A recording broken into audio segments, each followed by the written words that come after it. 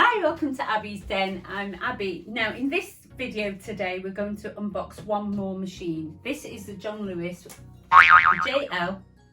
This is the John Lewis 110 Special Edition. So it's the SE Special Edition and it comes in this Peppermint Green. So it's just been picked up yesterday and I've saved the unboxing for today.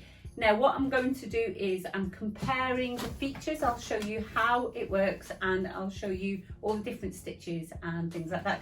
And then once that's done and I've unboxed the video today, what I'm going to be doing is comparing all the other machines that I've been unboxing. So click the link below and I've got the playlist for all the unboxing.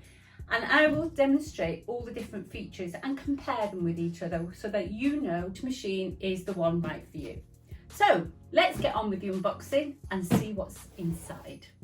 First thing we see when we open the box is a plastic cover. It's got a bit of polystyrene on. This is quite a substantial cover. Doesn't look too shabby. Let's take this polystyrene thing out of the box. Right, not made it easy for me, so I'm going to have to pour it out onto the table. You need to make sure you've got plenty of space to do this. There we go. And inside there, I've got the instructions too. So before I plug it in, I'm going to take off the extension arm here and look for the, all right, so what comes with the machine? You've got your instructions, you've got your pedal, and you've got a little bag of goodies. And it really is a little bag of goodies. There's not much to it. So you've got one spare foot, and this is a satin stitch foot. So in the manual, they refer to it as the buttonhole foot. It's great for applique and satin stitch, which is why it's formally known as a satin stitch foot. So you can see the edges of fabric as you're sewing. You get some spare needles. You get 3 sets of size 14. You get a seam ripper and you get a darning plate. And the darning plate is the biggest clue ever that the machine doesn't drop the feed dogs. But with the darning plate, they've given you the option of doing free motion embroidery. And looking at the space here, it looks like you've got plenty of space to do some free motion. All right, so when we're doing free motion embroidery, let's just get rid of this piece of paper. We want to make sure there's plenty of space there. So let's measure the throat here. From the end there, we've got a nice space of 23 centimeters. So it's not the biggest space that we've seen. And across here, we have a good space of, we've got 6 centimeters behind the needle, where the needle sits.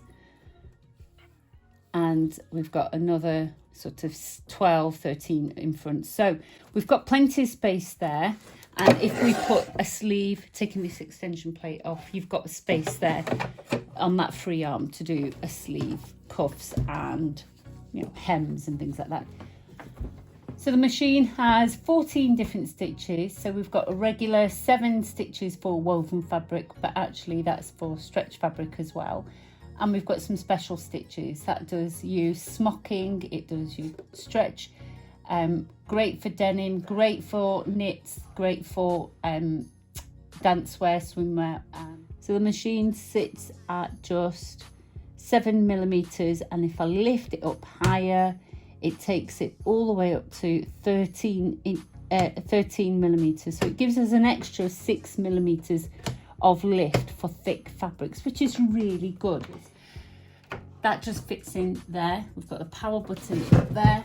So the cable taking the pedal from the machine measures 145 centimeters, which is very good. If I look at the instructions, in here they confirm that this is a Janome branded machine. Now the instructions aren't too bad. They're not the best, covering how to use the machine, what's inside the box, and how to plug it together, how to use your pedal. It tells you about that extra thrust lift and how to change your needle, how to change your foot and your needle. But as a beginner, I wouldn't rate the instructions brilliant. What it explains for you here, for example, you know, use a tricot stitch. And if you're going to use a tricot stitch, the best way is to make sure that the stitch falls slightly off the edge of the fabric. And yet they show you to stitch and then trim. So it's a little bit contradictory about how to do this. The smocking isn't explained as good as it could have been, and also the shell tuck. So these stitches aren't explained very, very well. For example, here as well, they tell you about which foot to use for the applique, but actually you don't want to be using the standard zigzag foot. It'd be much better for you to be using the satin stitch foot, because you can see the edge of the fabric where the two fabrics meet. So I think there are a couple of, you know, improvements that could be made. Old instruction, they talk about the maintenance of your machine and taking care of it. They don't cover oiling your machine. In this manual they do. In the old one they talk about changing the light bulb. They don't in this one. And one of the enhancements they've made is that the light bulb in the machine's actually an LED which won't fail. And switch it on and lo and behold, it is a much brighter bulb. So if I remove that and open the front here, we have a front loading machine. It's a front loader. If I pull on this latch and take out the bobbin case, inside there you'll find another bobbin which is struggling to come out, and there it is. It's a bit oily. I'm going to lift up the spindle. There are actually two spindles there that you can see, which tells me this machine does twin needle stitching. Now you want to use a good quality thread like Gutterman. The first thing we're going to do is just place the thread on the spindle. But doesn't matter which one you use. This is for twin needle stitching. So just bring the thread round and go round the spindle like that. Now grab your bobbin and place the thread through the hole like that. So now place the bobbin on the spindle like that and push that spindle to the bobbin guide. So pull the hand wheel out like that. That stops the sewing machine from sewing and only turns the bobbin spindle. So we press the foot on the pedal and the bobbin starts filling up. When you get to a certain amount of bobbin filled up, you can remove that thread from the top like that and put that to the side and continue to feed the bobbin. Make sure you're not lifting and starting the bobbin. Just keep going, and then when you feel like you've had enough, just take your foot off the pedal and stop. And when you've finished, you can then cut your thread. And when you cut your thread, just grab your case, your bobbin case, hold it up like that, and we can just pull this bobbin back over to the left, lift off the spindle and drop it into the case like that. And then grab that end of thread, just put your finger there so it doesn't fall out. And can you see that slit there? Just pull that thread through the slit, guide it along there and hear a click like that. And when that clicks, that shows you that that thread's in there. When you pull on that thread, you can feel a tension and the thread starts going anti-clockwise like that. So always look for that bobbin when you pull on that thread for it to be going anti-clockwise. That's really important. We're going to put that straight into the front of the machine. So remove the extension table, open the front door, lift up the hook to the highest point so that when you put your case back into the bobbin area, that horn needs to be at the top and it might click into place.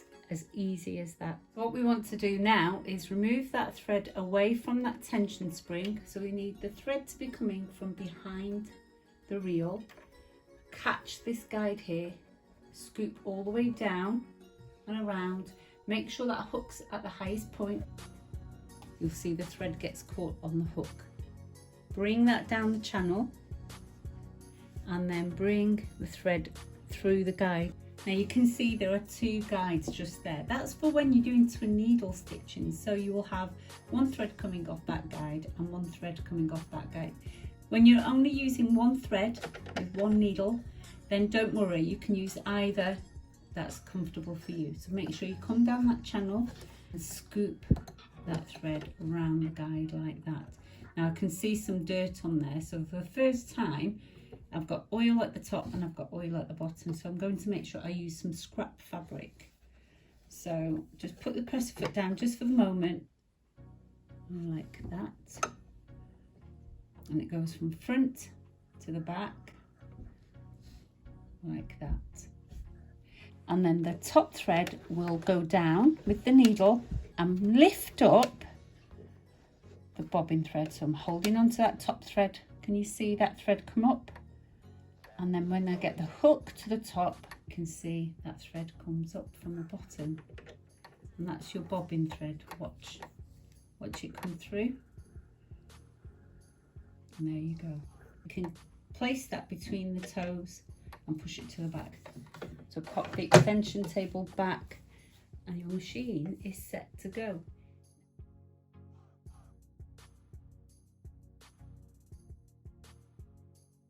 Okay, so as we said, got some scrap fabric and I'm just going to test. I'm going to check there's no oil coming through. Put my foot right down. I want to see yellow, so you can see that the stitches are a little bit dark there.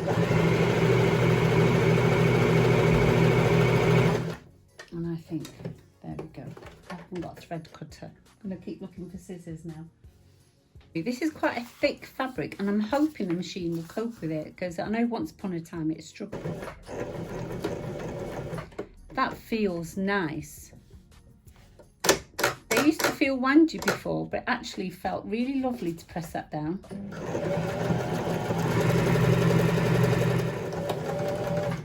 This is not the machine I remember. This machine feels robust. It feels really nice in my hands.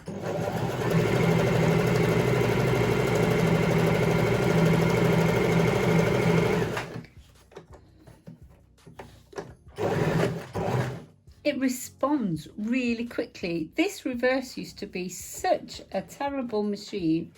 It used to really sound clunky and loud, and I must have had at least 3 or 4 of these machines at one time, and periodically I picked them up just to play with them, to repair them and recycle them for chapter.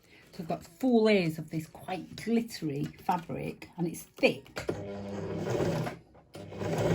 Now it's not going through because it's lifting up, so if I grab a small piece of this glitter fabric and put 4 layers behind the foot to lift that up, I should be able to move forward. It's not moving forward, so I'm going to have to push it. That's okay. Just lock those stitches at the end and release. Okay, so we've got that. So it was quite tricky at the top where I've got 4, actually 8 layers of fabric. So no wonder the 4 layer that I didn't lift it up. So 4 layers.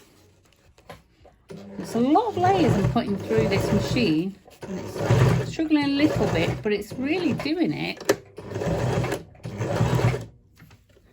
Okay, lift up that foot, and I've got the extra thrust. There we go. Release that fabric. There, remove that, and then it's going to sit. This is going to sit like this, and I'm just going to try a little bit. I mean, I really am going to be cheeky and really push it to the limit. I'm pushing the fabric, and you know what? It's handling it. I'm not pushing the fabric. I'm letting the feed dogs do the work. I'm just guiding it. Lift up that hook, lift up the extra thrust on the press foot, and there we go. Before I even unboxed this machine, I was already negative about this machine, but I'm so much more hopeful now. The stitching is beautiful. It only weighs 6 kilograms. Actually, I wrongly said it was £120. It's actually £130, but is it worth the £130? I'm not sure. What else did I like? This reverse button is definitely improved. It really has. That falls off way too easily. Chances are it's with others because it's a plastic moulding. I've always been saying no, bin it, but I don't think I will be now. I've really put this machine through its pace, and it really has proven to work well. My only concern is this is £130. This is the Janome's branded 219S, and if you look at them, you'll notice there's barely anything different between them, because there is no difference between them other than the colour. They're exactly the same. That was £99, that's £130, £31 more. But with this one, I got a blind hem foot with the screw, a button foot, as well as the darning plate, an extra bobbin, one more bobbin than the other one, and somewhere here is a zip foot. I'm getting a lot more with my machine for my money than this one. £31 cheaper and so much more available. John Lewis, let's reprice this, get it back in line. So I'm going to be doing some other comparisons with other brands and other models, because I want you to be able to make sure that you get yourself a good deal this Christmas for your birthday, or for a gift for somebody who might be starting at university. You want to make sure that you are not being ripped off by the sewing industry. So help me keep everything independent. Like, subscribe, comment. That's the only way we are going to be able to get the best deal for ourselves. Take care, and I will see you soon.